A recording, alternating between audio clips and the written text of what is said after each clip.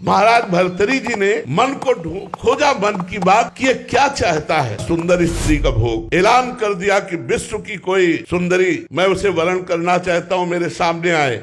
तो बहुत से जो अपनी सुंदरता का अभिमान रखती थी सुंदरियां एकत्र, क्योंकि चक्रवर्ती सम्राट महाराज भर्तरी, उनमें एक का नाम था पिंगला। भर्तरी जी के चित्त को लुभायमान कर लिया। भर्तरी जी ने उसके साथ पाणी ग्रहण किया। उन्होंने कहा राजपाट हमारा छोटा भाई विक्रमादित्य संभालेगा। अब मैं देखता हूँ इस काम में सुख कितना है। जिस काम के लिए मेरा मन लालायित हुआ, पहले मैं सुख से तृप्ति प्राप्त करूंगा। अब राजमहल केवल समय से भोजन पहुंच जाएगा, कोई भी राजकाज सब विक्रमादित्य के ऊपर, और आप केवल भोग निर्णय करने के लिए। बहुत वर्ष व्यतीत होते गए, लेकिन समय नहीं पता चला। पिंगला एक दिन अपने महल के पार्श्व की तरफ देखा, एक हष्ट पुष्ट जवान घोड़ों की रखवाली करवा रहा था। कोई मालिश कर रहा है, कोई कुछ कर, उसे अश्वपाल कहते हैं। देखा और जम गया। पिंगला ने दासी को भेजा, अश्वपाल से कौन मिलना चाहती। अब महाराज जब शयन में होते तब अश्वपाल से मिलना शुरू हुआ। अब आप बहुत ध्यान से सुनना। एक गरीब ब्राह्मण तपस्या कर रहा था देवराज इंद्र के लिए कि वो प्रसन्न और मुझे धन दे। देवराज इंद्र प्रकट हुए और एक फल दिया, बोले अमर फल, इसे खाने से अमर हो जाता है। बस अंतर ध्यान हो गए। उनका मेरी बात भी नहीं सुनी, मुझ गरीब को अमर होके क्या करना है, मुझे तो धन चाहिए था। ये अमर फल मैं महाराज भर्तरी को दे देता हूँ, और भर्तरी धर्मात्मा राजा है, वो अमर रहेंगे तो हमारी प्रजा सुखी रहेगी। महाराज की जय हो। कहो विप्रवर कैसे आगमन हुआ। महाराज मैंने तपस्या कर मुझे देवराज इंद्र ने एक अमर फल दिया, इसे खाने से अमर हो जाया जाता है। आज्ञा करी, जितना खजाने से धन चाहिए इनको दे दीजिए। अमर फल लिया, सोचा मेरी आसक्ति पिंगला पे है, मैं अमर होकर क्या करूंगा। अगर पिंगला अमर रहेगी तो मैं सुखी रहूंगा। पिंगला को बुलाया और कहा ये हमारे